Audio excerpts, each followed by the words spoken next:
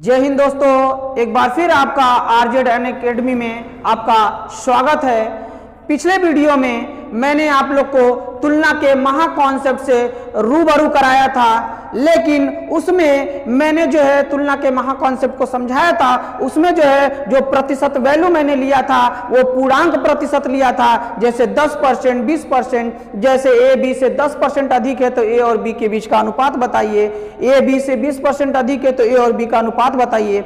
आज जो है हम जो प्रतिशत वैल्यू है वो भिन्न वाला लेने जा रहे हैं और इसको देखिए हम कैसे करेंगे। तो आइए इसको हम लोग देखते हैं। जैसे ए बी से 12.5% अधिक है तो सबसे पहले हम लिख लेंगे 12.5% का जो भिन्न मान होता है वो कितना होता है, ये आप लोग को जानना जरूरी है। तो आइए कुछ भिन्न मान हम लोग समझ लेते हैं। जैसे 1 का होता है 100%, 1/2 का होता है 50%, 1/3 का होता है 33 सही 1/3%, 1/4 का होता है 25%, 1/5 का होता है 20%, 1/6 का होता है 16 सही 2/3%, 1/7 का होता है 14 सही 2/7%, 1/8 का होता है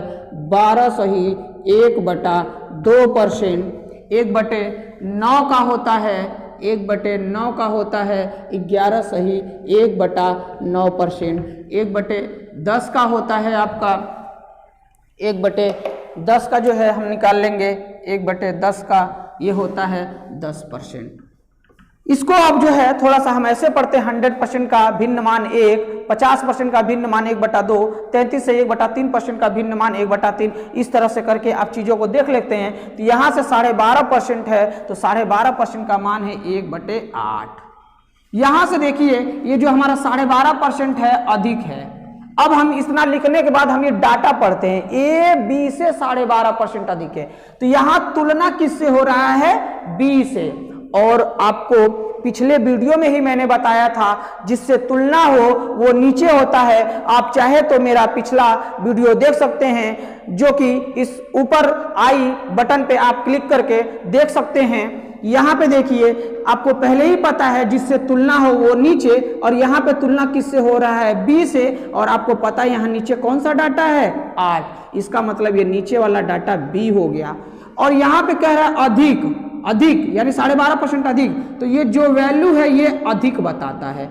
अधिक कितना अधिक है, इसका मतलब आपको यहाँ मिल गया कि इसका मतलब आपको यहाँ मिल गया क्या, देख लीजिए। आपको ए और बी का अनुपात निकालना है तो आपने देखा कि यहाँ पे आपने लिख लिया ए, यहाँ पे लिख लिया बी, तो आपको यहाँ से पता चल गया तुलना बी से हो रहा तो बी का वैल्यू आपका 8 हो गया। और जो ए वाला वैल्यू है वो कितना अधिक है, 1 अधिक है। मतलब अगर बी 8 है तो 1 अधिक है ए वाला वैल्यू, तो 1 अधिक होगा तो कितना हो जाएगा, 8 है कि 9। यहाँ से आपका अनुपात निकल गया। एक एग्जाम्पल और लेते हैं और हम देखते हैं कि क्या है। जैसे मैंने कहा ए बी से 14 सही 2/7% अधिक है ना। तो आपको समझ में आ गया होगा कि 14 सही 2/7% का पहले भिन्न मान निकालिए 1/7।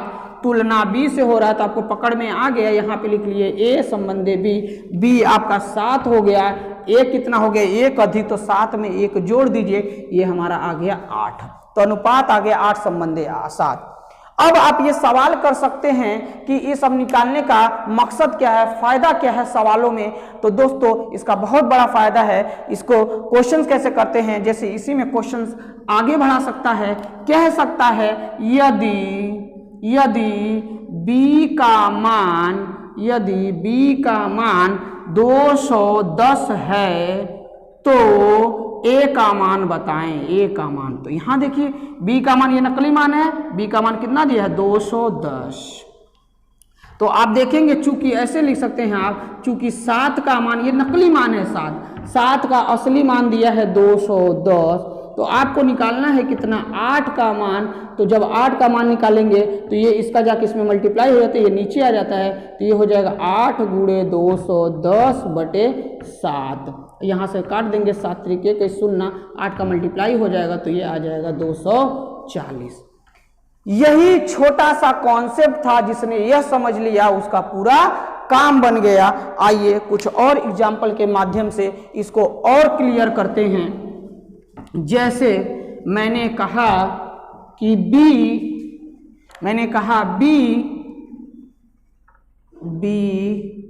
ए से 16.2/3% कम है। तो आपको यहीं से शुरू करना है। 16.2/3% का अभिन्न मान होता है 1/6। तो आपने देखा यहाँ तुलना हो रहा है ए से, तो यहाँ लिख लीजिए ए अनुपात बी।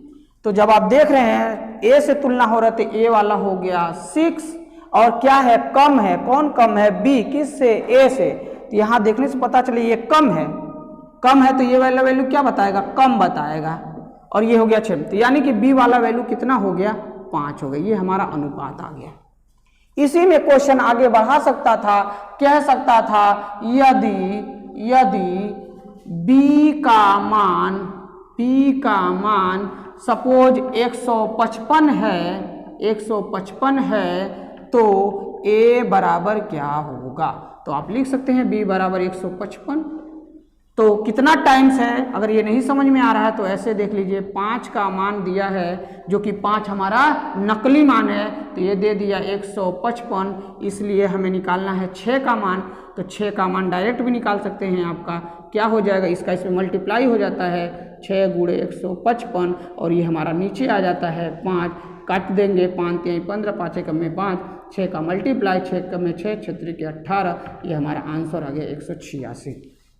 तो कहने का मतलब है कुल मिलाकर आपको बस ए संबंधी बी का अनुपात निकाल लेना होता है, तो आपका काम बन जाता है। कुछ आप चाहें तो प्रैक्टिस भी कर सकते हैं। जैसे मैं दे दूं ए बी से 9.1/11% कम है, तो आपको कुछ नहीं करना है, बस ए संबंधी बी का अनुपात निकालिए, आपका प्रैक्टिस हो जाएगा। इसी में मान लीजिए हमें मान भी दे दिया हो तो हम कर लेंगे एक क्वेश्चन। दूसरा क्वेश्चन है बी सी से सपोज मान लीजिए हमने दे दिया 12.1/2% अधिक है, तो आपको निकालना है बी और सी का अनुपात। बात करते हैं, और ए बी से सपोज 8.1/3% कम है, तो बी का मान, तो ए और बी का अनुपात बताएं। सारे में आपको जो भी डाटा दिया है ए और बी का अनुपात इसमें निकालिए, इसमें बी और सी का अनुपात निकालिए, इसमें ए और बी का अनुपात निकालिए। सपोज आपको ये नहीं पता है कि 8 से 1/3% कैसे निकाला जाता है, तो मैं आपको यहाँ बता दे रहा हूँ किनारे, इसको भिन्न में कैसे निकालेंगे। तो आप लिख दीजिएगा 8.1/3%, इसको कर दीजिएगा 8 3 24 1 25, 25/3। अब परसेंट का मान दोस्तों 100 नहीं होता है, बल्कि इस परसेंट का मान होता है 1/100। तो यहाँ पे गुणे छिपा है, तो इस परसेंट के जगह पे लिखेंगे 1/100। तो यहाँ काट देंगे 2500 का 100, तो यानी कि ये आ गया 1/12, अर्थात 8.1/3% का भिन्न मान हो गया 1/12। इसको ऐसे निकाल सकते हैं। इस हिसाब से आप ए और बी का अनुपात निकाल सकते हैं। आइए कुछ और क्वेश्चन प्रैक्टिस में ले लेते हैं। आप लोग इनको प्रैक्टिस करते रहिएगा और इनका जवाब आप हमें कमेंट बॉक्स में दे सकते हैं। तो आइए कुछ क्वेश्चन और ले ही लेते हैं। जैसे कह दिया हमें कि बी सी से 6.1/4% अधिक है। यहाँ पे भी आपको बी और सी का अनुपात निकालना है। क्वेश्चन नंबर आज का हो गया 4 एग्जाम्पल। अगला है, मान लीजिए मैंने दे दिया बी ए से 6.2/3% कम है। तो तो आपको अनुपात निकालना है ए और बी का, इसमें निकालना है बी और सी का। यहाँ पे लिख दे रहा हूँ बी संबंधे सी निकालिए, यहाँ पे लिख दे रहा हूँ ए संबंधे बी निकालिए। तो दोस्तों उम्मीद है आप लोग को ये छोटा सा वीडियो, छोटा सा कॉन्सेप्ट था, आपको समझ में आया होगा। और ये कॉन्सेप्ट तभी आप और अच्छे से समझ पाएंगे जब आप इसको ज़्यादा से ज़्यादा प्रैक्टिस करेंगे। और उम्मीद करता हूँ ये जो भी एग्जाम्पल्स मैं दिया हूँ, क्वेश्चन दिया हूँ प्रैक्टिस के लिए, इनको आप सॉल्व करेंगे और इसको कमेंट बॉक्स में भी बताएंगे। जिससे और साथ ही साथ मैं आप लोग से ये भी कहता हूं, अगर आपको कोई भी जो आपका टॉपिक फंस रहा हो वो आप मुझे कमेंट बॉक्स में दे सकते हैं और उसमें जो है मैं आप लोग के लिए वीडियो बनाऊंगा और उसको इजी से इजी कॉन्सेप्ट प्लस ट्रिक की सहायता से आप लोग को समझाऊंगा। तो उम्मीद करता हूं आप लोग के क्लास समझ में आया होगा। अब नेक्स्ट वीडियो के लिए इंतजार करिए, तब तक के लिए धन्यवाद।